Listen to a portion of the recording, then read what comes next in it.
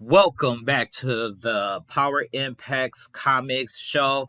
And in today's video, I want to discuss with you guys the WandaVision review that I have. I want to talk about the good and the bad, but I'll probably talk about more about the bad because I think I've made a video about this in one of my other videos that you guys could check out. I think it was my Infinity War review.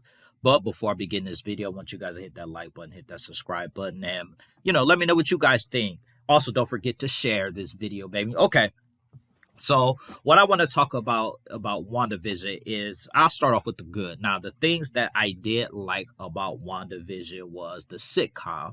I actually liked that they did the little sitcom in this show.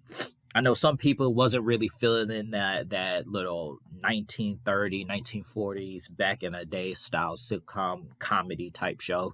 But I actually did enjoy that because it gave some realism to it. And you also learn throughout the show that she got it from when her time with the gypsies and the little organization she was with. And they had her watch, or she was just watching, I should say, those little sitcom shows. So when she ended up creating a watered down House of M, because that's what it is, House of M watered down version of it, when she ended up creating that world, that was the world that she remembered, and that's the world, I shouldn't say the world she remembered, that's what she recognized the most from is the little sitcom type show that she did, which was actually pretty cool. I have to admit that for myself, that was really cool. Monica Rambeau. First of all, the actress who played Monica Rambeau is fine. I'm not gonna lie, I ain't gonna stunt. She is fine as hell. But the character herself, Monica Rambeau, I have a video that y'all can look up about underrated Marvel hero Monica Rambeau, and where I discuss how she got her powers and all that. Because in this version, she was a sword agent, and how she got her powers was a little different from the comic book. Because some people don't know how Monica Rambeau got her power in a comic book because they based it off of the TV show. But I want to say that when she was able to see the electromagnetic spectrum, that was pretty cool. That was pretty sweet. And that her eyes glow different colors depending on what she's seeing. I like that idea that whenever she's using a power or a different power, they have her eyes glow a different color. Or yeah, that would be pretty neat moving forward, because I think she's gonna show up in Captain Marvel 2 with Miss Marvel. And as you can see, she has some animosity towards Carol Danvers based off the fact that when she came back from the blip, her mother was dead and Carol was nowhere to be found. And so her mother pretty much seemed to have died by herself, and she seemed to have some extreme animosity. So it'll be interesting to see with Captain Marvel 2 how they move forward with the fact that Monica Rambeau is back and she's older compared to when she was a little kid. And I know some people had a problem with her being a kid and looking up to Carol Danvers, but I mean, what can you say? That's what Marvel does. I'll just say it was okay because, you don't want the spotlight to be away from Carol Danvers in that movie. So I would say that's why they did it. Now, I mean, like I said, the TV show itself was cool. I didn't have a problem. Like Agnes, the Harkness was fine, because she was in part of the Wanda's little House of M thing.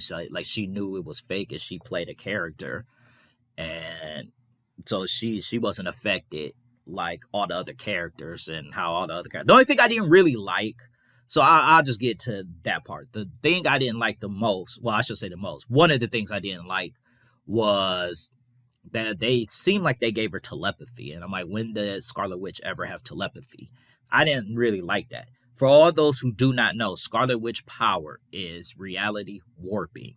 That's what she does. She can bend the laws of physics to a high degree. She's like an advanced level, which is how she was able to create the House of M timeline. And her changing everything is her.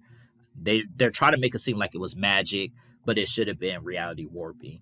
And now everybody knows what I hate the most about this whole show, because I'm going to talk about it now. The thing that I hate the most about WandaVision is Wanda and Vision's relationship. That relationship is stupid and it sucks. And I don't understand why anybody is so excited because it's based on a comic book. She is in love with a fucking robot.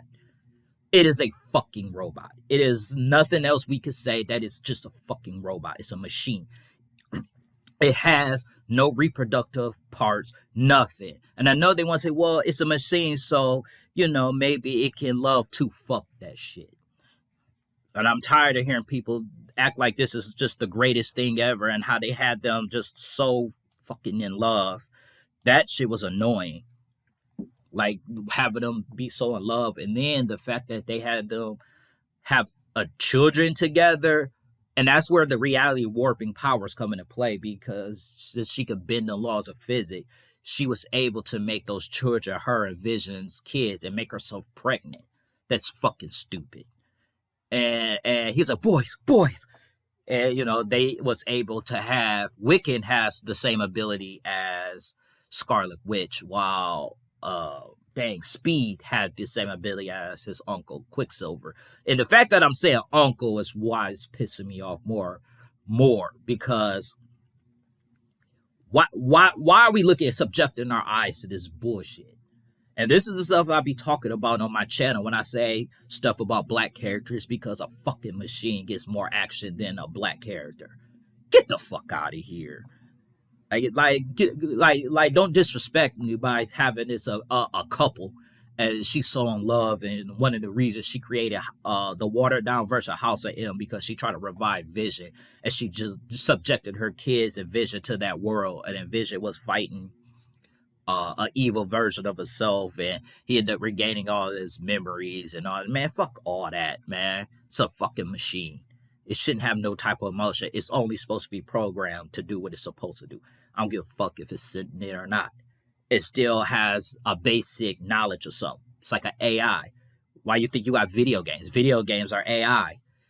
AIs, they have some form of sentience as far as they're able to do basic things, but they can't sit there and fall in love. What the fuck? Like, that's the stuff that be pissing me off about Marvel and DC and comic books, where they be doing that bullshit that don't make any type of fucking sense. And that shit be pissing me off. But anyway, all in all, I'll give WandaVision, I'll give it a 7 out of 10 or a 3.5 out of 5. I give it a rating like that because, like I said, that whole relationship was pissing me off throughout the whole show, and how she was just so madly in love, and motherfuckers couldn't act like they couldn't recognize that's a fucking robot. I don't give a fuck if it can shapeshift or not. It's still it cannot shapeshift and turn itself to a fucking human. It's a machine. I can understand if they made it a fucking cyborg, and they didn't even make it. It's all full-blooded motherfucking machine. But anyway, let me know what you guys thought about WandaVision. I'll catch you guys on the next one. Peace out.